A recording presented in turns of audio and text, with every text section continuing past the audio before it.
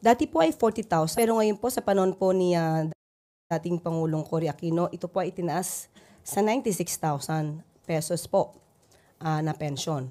At tax-free po yun. Kung pag-uusapan po natin kung magkakaroon man ng desisyon ng ICC, unang-una napaka-hypothetical. If ever man na ito ay papabor, wala tayong pag-uusapan tungkol sa anumang forfeiture of benefits. Kung ito naman po ay hindi papabor kay dating Pangulong Duterte, at kailangan pa rin po ng isang order mula sa korte dahil as of now, sabi nga po natin, ay wala pong jurisdiction ang ICC sa Pilipinas. So, maaari po siguro, hindi po natin alam kung kailan matatapos ang kaso. At hindi po natin alam kung sa ngayong kasalukuyan o sa susunod na magiging presidente po. You said clarification lang doon sa 96,000 na pension. Monthly ba yun or Sa aking pagkakaalam po ay annual. annual? I-check ko lang po Parang monthly. Monthly, sorry, monthly. Monthly, okay. Yes, monthly. Thank you po, Yusek. Ano yan, dati po yung sa 5059 na batas. So ngayon po nag-increase po ng 96,000. Salamat po, Yusek. Sunod po mula kay Leth Narciso, DZRH.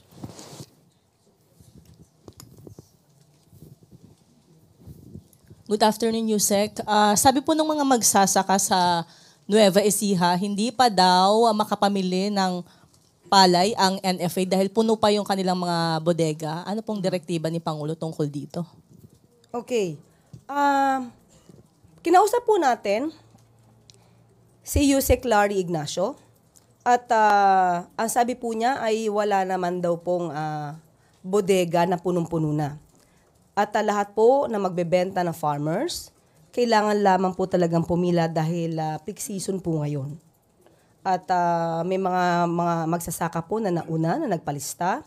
At uunahin po lahat yan. Kung kukulangin man daw po ang bodega, magre-rent po sila, ang NFA. So lahat po na magbebenta na farmer, kung sila po ay may pagkakataon na hintayin ang kanilang turn, bibilin po ito ng NFA. Hindi po natin tatanggihan ang lahat ng bebenta ng farmers. At sinabi po sa atin, sa ngayon po, ang bilihan po kapag fresh ay 19 pesos kada kilo sa regions 1, 2, 3 at the rest po ay 18 pesos pagka fresh. At parang 24 pesos kada kilo naman pag dry. So kung meron pong panahon talaga mga farmers natin na pumila, bibilin po ito sa ating NFA warehouse. Ano po bang update dun sa nauna po ninyong anunsyo na sinabi ng DA o ng NFA na pwedeng utangin muna para nga ma-release yung mga bigas? Kokonti po ba ang bumibiling LGU? As of the moment, wala po tayong records kung ilang LGUs na po ang nag-avail ng makautang para po magkaroon po sila ng supply ng ating mga bigas. Kapag po nakausap kong muli si Yusek Larry Ignacio, tatanungin po natin ang pinaka-detalye po dito. Sunod po mula kay Eileen Taliping, Abante. Good afternoon, Yusek. Ilang OFW na balik manggagawa yung nagrereklamo dahil makupad daw yung release ng kanilang ID at pabalik na sila sa kanilang bansang pinagtatrabahuhan pero hindi pa rin nila nakukuha. Hanggang dahilan, hindi pa daw natatapos yung logo ng ID nila. Hindi ba ito taliwas ay pinangangalandakan ng gobyerno na mabilis ang transaksyon sa mga government offices dahil sa digitalization na?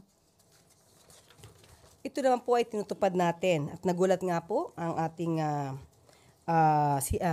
Sir Arnel Ignacio at nais niya pong malaman kung sino yung mga nagreklamo dahil ayon po sa records po, lahat po ay mabilis pong ginagawa. Mga ID, 5 minutes lamang daw po ay tapos na.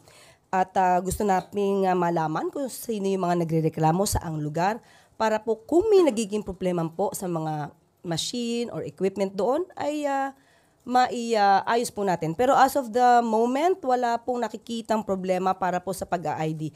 Mabilis daw po ang pag-process dito. Ma'am, 1 week po pinababalik po sila after 1 week. Kung meron po tayo nagrereklamo, pakibigay lamang po ang pangalan para po malaman at mabigyan po agad natin ng remedyo kung meron pong problema sa nasabing lugar. Thank you, ma'am. Okay po. Sunod po mula kay Ann Soberano. Yusek, good afternoon. Yusek, statement lang po from the palace. Sinabi kasi ni Defense Secretary Gilbert Chodoro na aprobado na ni Pangulong Marcos ang para simulan ang pag-uusap para sa Visiting Forces Agreement sa pagitan ng Pilipinas and France. Opo, naaprubahan na po yan na makikipag-negotiate po para po magkaroon po ng agreement ang dalawang bansa po. Hindi lamang po France, may mga iba pa pong bansa na maaaring sumunod po dito. At yan po naman ay inaprubahan na po ng Pangulo. Yusek, ano pong benepisyo makukuha ng Pilipinas sa pagpasok po sa Visiting Forces Agreement sa pagitan ng Pilipinas and France? Opo, yung BFA could raise the level of compatibility in terms of or in relation to the operations of the armed forces of both countries. At syempre po may exchange of ideas, exchange of skills, exchange of know-how tungkol sa military operation. At ang mga detalyin po ito ay ipapaubayan na lamang po natin sa DFA at saka sa DND. Thank you po. Sunod na tanong po mula kay Gilbert Perdes, DWIZ.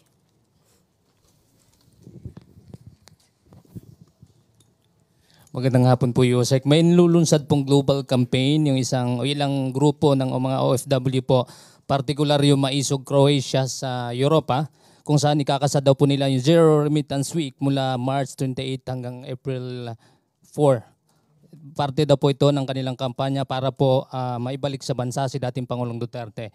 Ano pong reaksyon ng Malacanang dito, lalo na't may potential po itong epekto sa ekonomiya ng bansa? At syempre malaking parte po ng GDP ng bansa ay mula ho sa remittances ho ng mga OFW. Of course, mas gugustuhin po natin na maging mahinahon ang bawat Pilipino sa ganitong klaseng issue.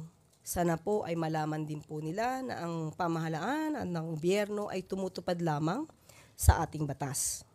At may mga Pilipino rin naman po na nagreklamo, nag-file ng complaint laban sa dating Pangulong Duterte. Sana'y maging patas din po sila sa kanilang pananaw para po maibsan, no, ang anumang pwedeng kahinatnan ng kanilang gagawin. Pero siyempre po, kung hindi po sila magkakaroon at hindi sila magre-remit ng kanilang mga maaaring ipadala sa mga pamilya nila, hindi lamang po gobyerno maapektuhan, pati ang kanilang mga pamilya. So sana po ay maging mahinahon tayo sa ganitong mga klaseng issues. Thank you po.